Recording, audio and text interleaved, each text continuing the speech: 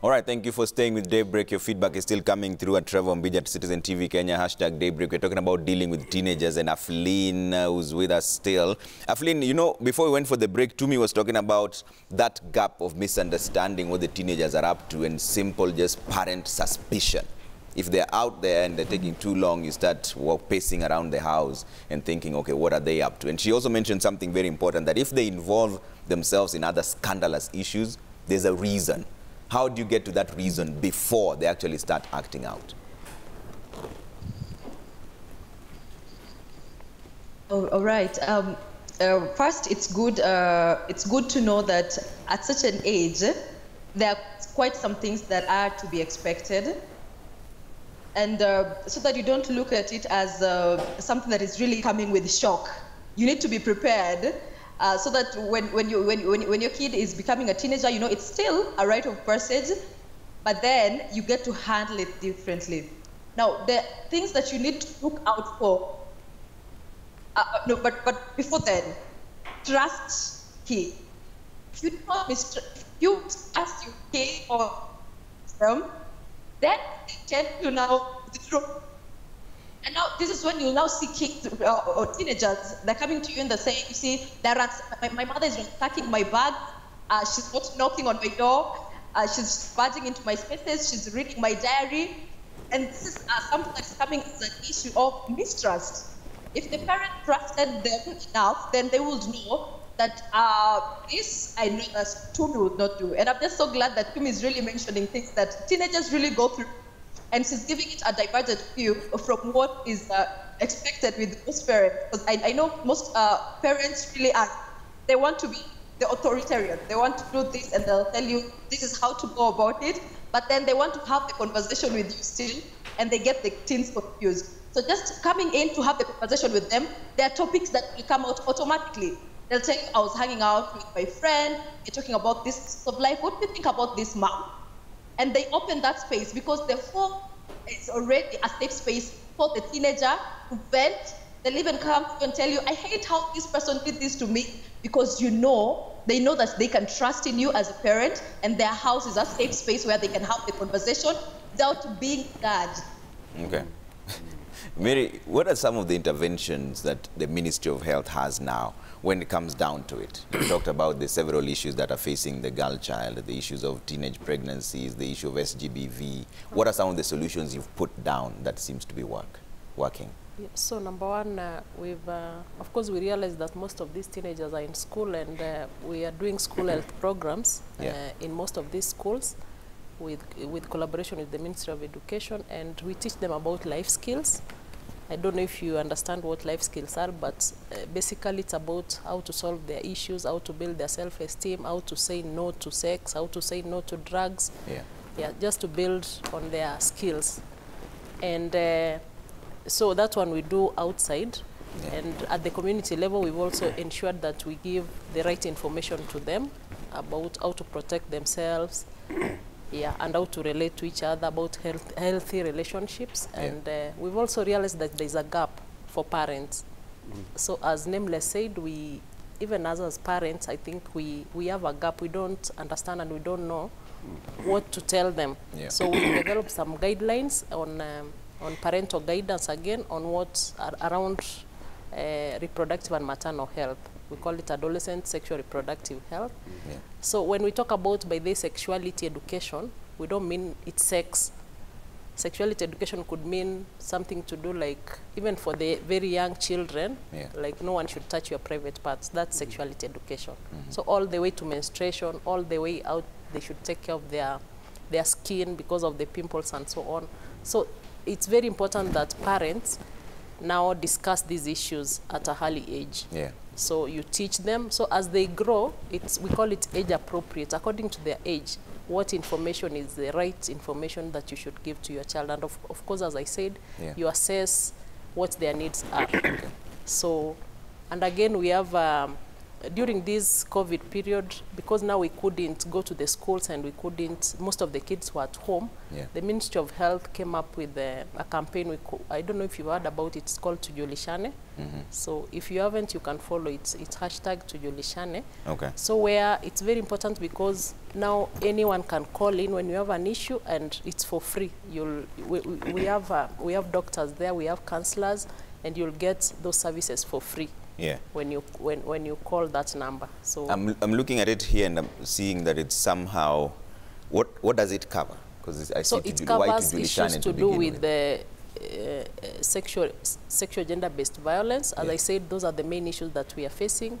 We are also helping, of course, mothers. It's not just for teenagers. It's for, as I said, reproductive and maternal health. We have family planning issues. We have SGBV, mental health issues. So it's open for all the ages, so teenagers can also call in if they feel maybe there's a gap, they need more information, because in that forum you'll get experts who will tackle the issues and they'll give you the correct information. Yeah.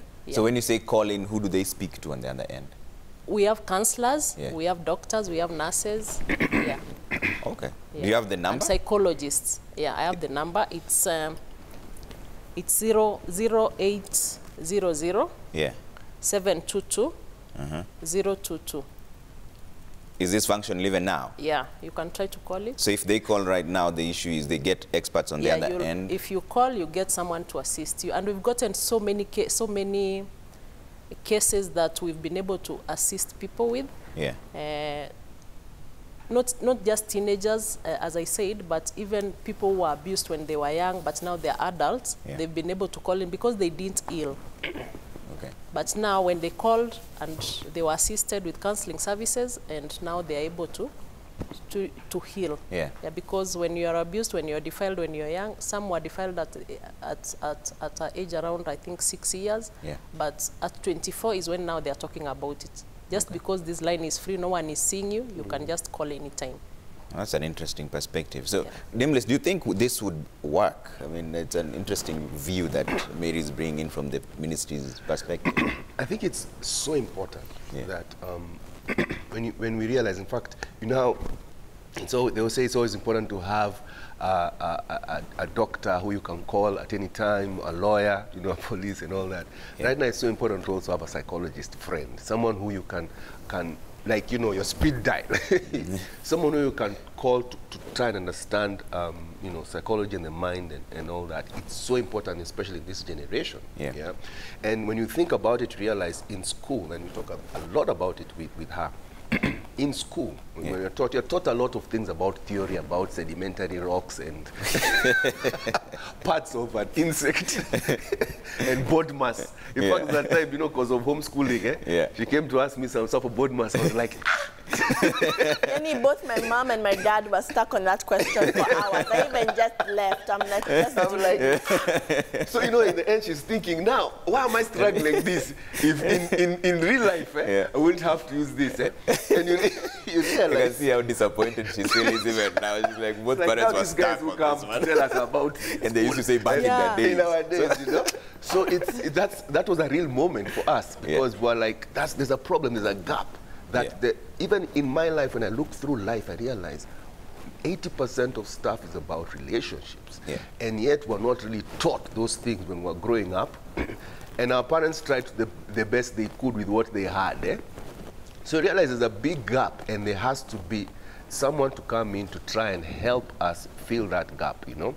And that's why this campaign, as she's saying in terms of Tujulishane, is such a good campaign where they give people an opportunity to be able to access a psychologist at any point for free, you know, because the mind is such a powerful tool, and you can go through life with a certain perspective that is so dark, and you only needed someone to say something or help you turn that around, and it brightens up your life. You get?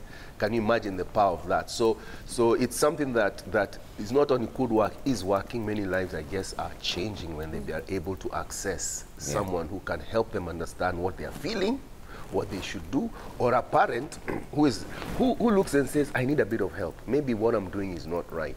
You know, maybe how I'm bringing up my child in this way is not right. Can I get some some added professional information. Yeah. So it's big time. It's so, for me, it's so important. That's why I'm here early in the morning waking up my daughter to come here, because I'm like, yeah, I'm a musician and I do that, but this topic is so important. And we talked about it last night, and she told me, I know it's important. And that's why I want to be there also to talk about it and to start having these conversations, because there are parents who are going to look and say, wow, you mean I can talk like that? Actually, it's actually okay. Maybe my culture made me think it's not okay, but actually now I'm hearing a different perspective and it's okay. You can see a teen watching and saying, oh, I wish we could talk like this with my parents, you know? And these conversations need to start happening, because they're not happening in school, and they're not happening that well in homes. So they need guidance, you know. So in your phone, you need to have either a psychologist you can talk to, or a friend who you can talk to every so often, like a life coach, or in this case, have a number like, as she said, in terms of Tujilishane, who you can call at any time, and it becomes a friend who is like someone who's guiding you through your life journey. Okay. Is this something you would consider to me? Because, you know, we are giving out solutions that maybe is for the dinosaurs, like us. Is this something you'd actually consider? How would you rather this information got to you? What kind of interactions would you prefer? Is the phone number okay? Would you like a face-to-face? What works best? I feel like you go from just calling on the phone to maybe like FaceTiming, and then to meeting in person, because at first maybe you don't, the thing that you're talking about is embarrassing, you don't even want to show your face, you're like, Staki, I don't want to be seen. You want to be anonymous. Yeah, I want to be anonymous. And I'm like, you can't force someone to show, like, you can't do that. So sometimes it's good to do call depending on the person, and then sometimes FaceTime, and then sometimes one-on-one. Yeah, one-on-one, because that's more personal and deep. Yeah. Like when they grow, I guess when their confidence grows, you can go to, you can move to the next stage. So in your life, who do you prefer to speak to about tricky things like sleepovers? Would you go to Nameless or Wahoo? I know it's strange for you when I call them by their names. Would you go to Dad or Mom? Yeah, but okay. Even me, I'm curious. That I mean, like specifically sleepovers, or things like sleepovers? Things like sleepovers, things that can be misconstrued. You want to go out with your friends to have a hangout joint. You want to have a sleepover. There'd be no point in asking about hanging out. I already know I'm not going to go. Unless it's a parent who's also going. I can't, like, my mom wouldn't allow. So maybe if it's, unless it's like one of the malls around the area we live in, I'm just going with one of my friends, but then I still have to ask. I can't just go. Because they'll think maybe I've been kidnapped or something. They always think you're up to something. I don't know what type of villain they think we are. You think we're like that? Like otherwise, why not allow Nameless to go feedback. There is zero feedback. Feedback like And then for sleepovers, my mom loves sleepovers. So in my friend group, like one of my close friend groups, it's like I'm always the one when there's a plot. Okay, to me, so we're going to your house, because they know my mom's the one who's going to say yes, and then their mom will say no. So it's like they're like, okay, to me, so we're going to your house, and then to Tafanya, because I swear we've had so many sleepovers at my house compared to the other girls' houses. But I mean, I'm not complaining; it's still fun. But for other stuff, like stuff I know, Mom, I kind of slither it kidogo. I know Mom will say no, but then I know Dad will say yes. So I've not done anything wrong, because I've gone to ask. Dad is also my parent. You can't tell me, Ati, because my father is also my parent. You should also give me permission to stuff and stuff like that. Because half the time I ask Daddy stuff, he just says, go ask your mom. Because he doesn't want trouble. He doesn't want trouble, because we'll be like that, both of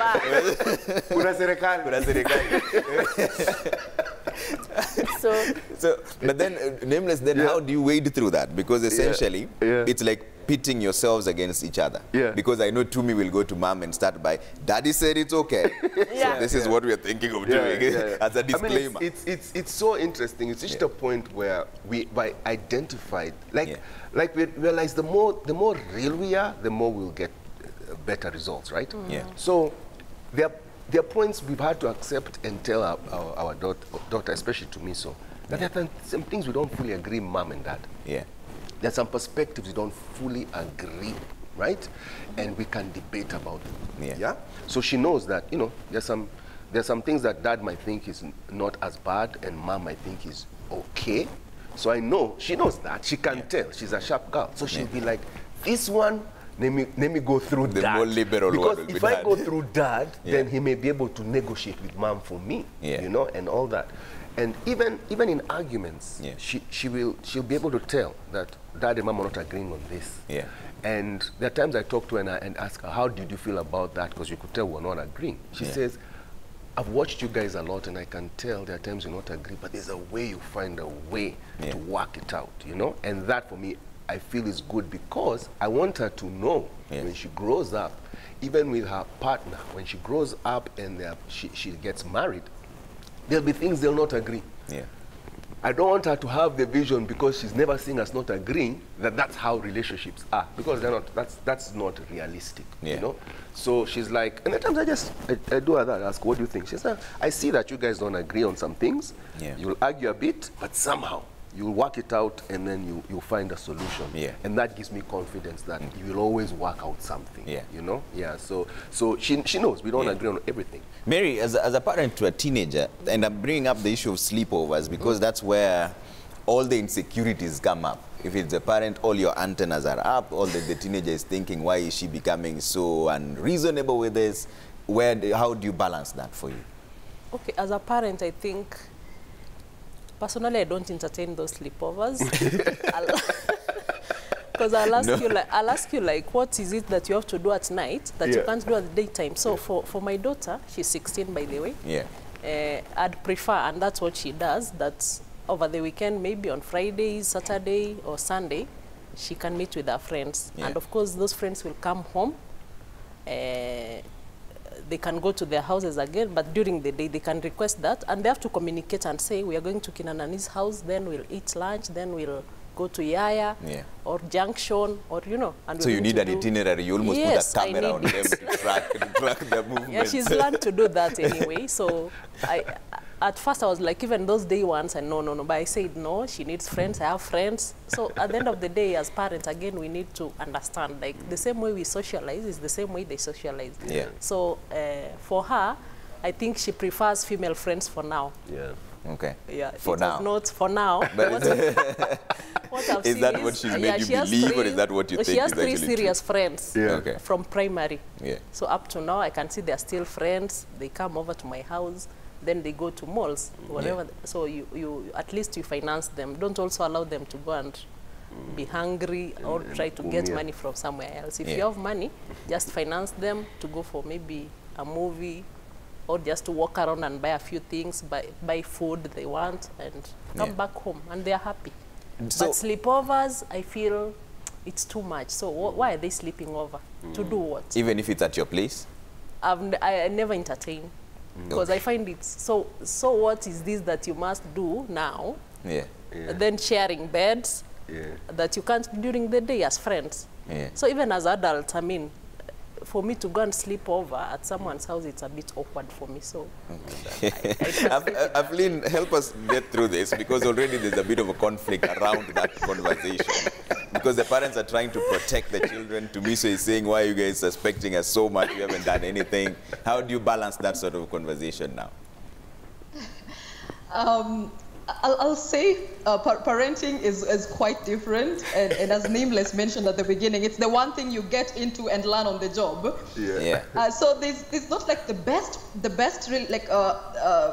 best really solution to this, because families are different. Yeah. And if I were to mention for an example, and in a family where there's toxic parenting that actually occurs a lot. There's that absence, emotional absence, and also the same cases that we have for sexual and gender-based violence amongst teenagers. At times, perpetrators are the same parents. So it's something that you have to really look at broadly and really get to focus on building on the trust first. If you really, I know this is not going to be cast on stone, and of course you have to get this with a pinch of salt. Whatever works for you might not work out for someone else, so you do not have to peg it and say, this is what was said, I have to take this in entirety. If you already trust your teenager, you'd really not be worried about so many things. In fact, you'd ask them, is there an adult? Because still you are a parent, so the consent still has to be out there. They are still under your custody, so that has to come out clearly. But then also, is there going to be an adult in it? Like, you know, it sounds like you're already doubting them. You're already coming in as there's something that you don't trust about it. Yeah. Please remember, is a teenager that is going to grow out someday. They're going to go to the university, and if you do not build that independence in themselves to make the right decisions in your absence as a parent, then there's going to be trouble. But if you built in that bit for them to be independent, and you know, to me, so I know she cannot do this. Even she goes away to other countries, 10 years later, you know, my daughter is safe somewhere, because you built in the real need to for them to know that they need to be responsible, and they can take it upon themselves to make the right decisions in the absence of a parent or an adult. So the issue of trust is what really comes out, and it's something that we need to work on even before we start questioning sleepovers and what's going to happen there, because it's good, yes, to know what are you going to do, what does it entail, what can you do elsewhere that you do not have to do in these sleepovers. But just build in the trust first. It's not textbook cast on stones. Yeah. Families are different, parenting is different. Whatever works for you may not work for someone else. Okay. To me, what do you guys do in sleepovers? Okay. That you can't do during the day. Sleepovers are just fun.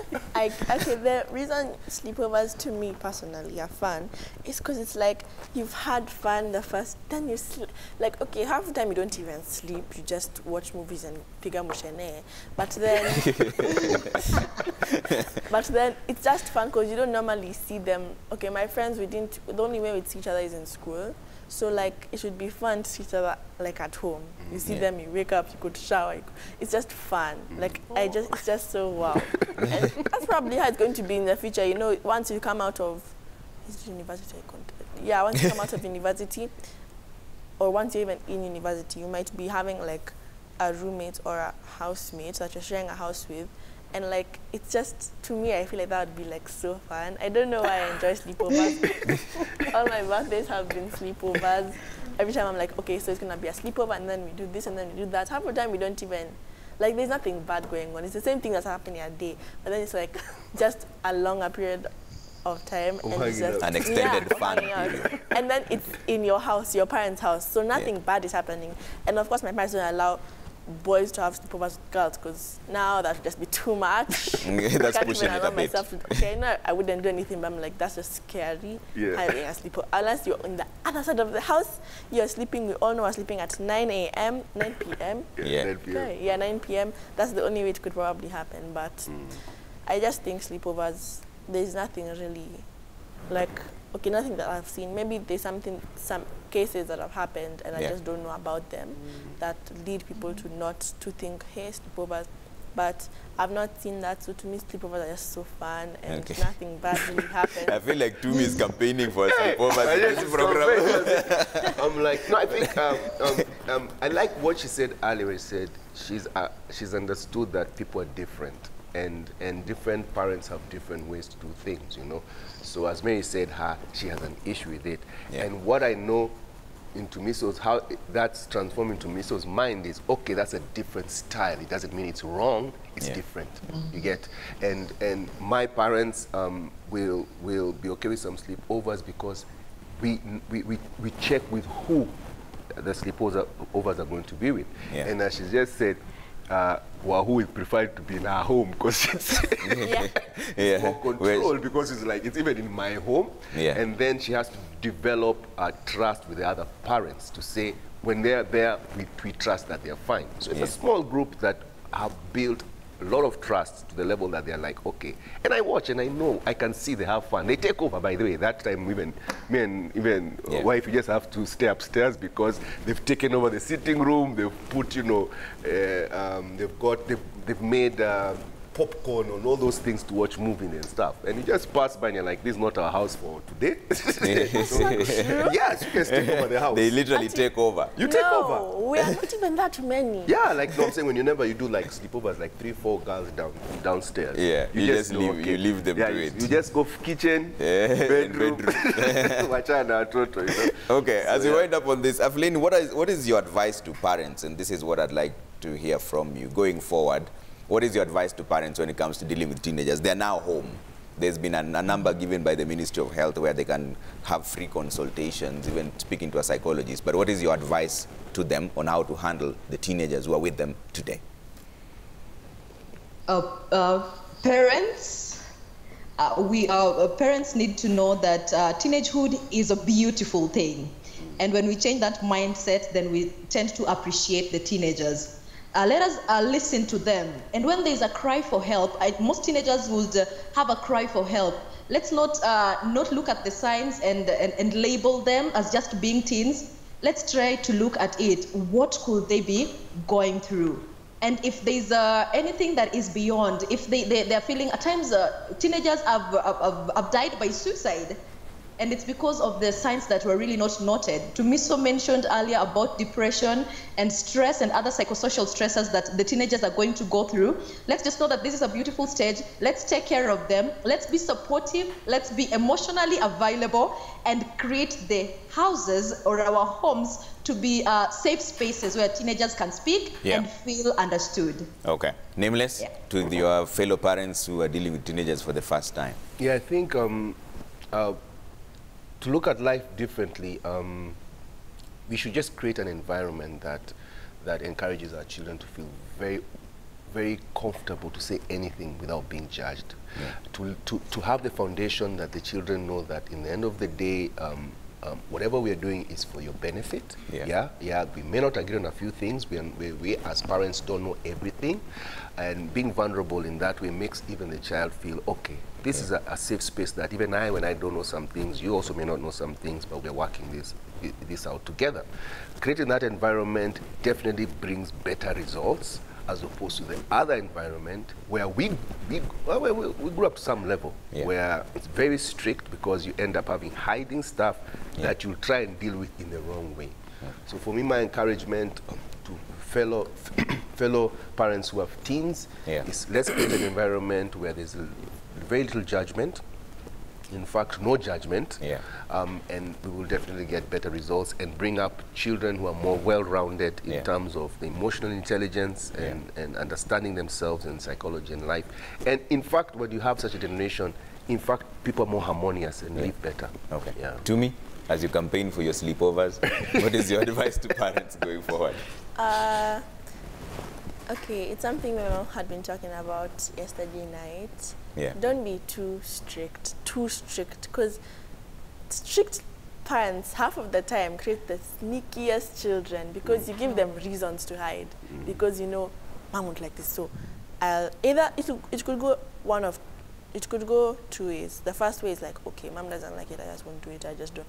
Or they'll just find ways to do it, chini ya maji. You can find a child who they've learned to lie to your face. You'll never know. And you wonder, how did they create a liar, like a pathological liar? Because you gave them reasons to lie. So I feel like make your child, like my dad was saying, make your child feel comfortable. Give them the environment they need to feel I can be calm. Like my parents are not that strict, so of course I'm not like a pathological liar. Or like they don't give me reasons to hide. So I think so. Not be overly strict. Don't be overly strict. Mary, I'll give you the final word on this from the ministry's perspective and also as a parent. So as a parent, I want to say, my fellow parents, let's be there for our children. Let's learn to listen to them, create time for them, because they need us at this time during the holiday, so that we also don't have issues with them after they open, because I know we'll be having issues to do with teenage pregnancy, issues to do with suicide, and because they say they are stressed. So it's our role to be able to talk to them, listen to them, and know what they want, so that we help them to grow up. And from the ministry side, I wanted to say, adolescents who are watching, please try to abstain. Sex, the consent age for sex by the age Trevor is 18. So if you're not an adult, the same way you can't drive a car in Kenya because you're not an adult, the same way you can't take alcohol, they can't sell for you, it's the same way you should not have sex. So those are the things that I can say, and we are there to help you, to support you, and to ensure that we protect you. So the sleepovers, as I was saying, some of the things that are really sometimes put us off is because SGBV cases, defilement cases sometimes come out of such scenarios. I know from what he has explained, that's a bit safe, but if it's something that you have to compare in the whole country, some homes, of course, you'll find that maybe some parents are not there. And my last point, I think I've just remembered, I want to congratulate Nameless because they're so close with the daughter, and I encourage all fathers who are out there, whether you're staying with your daughter, your son or not, try to reach out to them and talk to them about these issues, and also mothers. All right. Thank you so much. That's Mary Magubu, adolescent health expert from the Ministry of Health.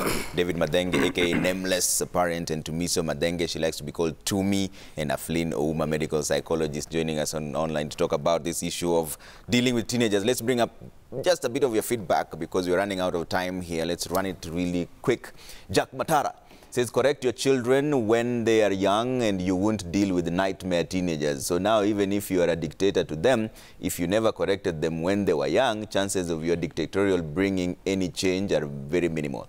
Okay.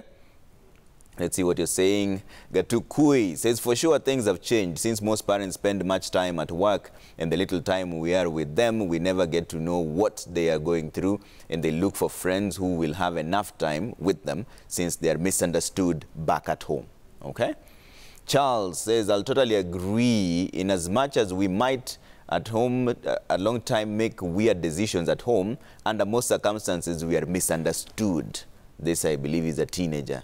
Believes they are misunderstood. And Engineer Lazaro says teens from informal settlements areas facing real danger, slums flooded with all kinds of hard drugs, illicit weapons, illicit sex and peer pressure. You should be very keen and friendly to your children in order to monitor them. Brilliant. That's where we leave it for now because of time. And somebody asked me to ask Nameless whether ulipata salary after ile song yako. Ile focus. What want to focus? Okay, that's where we leave it for now. Coming up next is DJ Gigi with the latest in the gospel industry. And then later on, we'll cross over to Tanzania by the way. It's a final send-off of the former President John Pombe Magufuli. We'll cross over there in just a bit. But for now, it's time for some music. Right? Bye for now. My name is Trevor Mbija. Always a pleasure having you with us. Stay with Citizen TV always. Bye.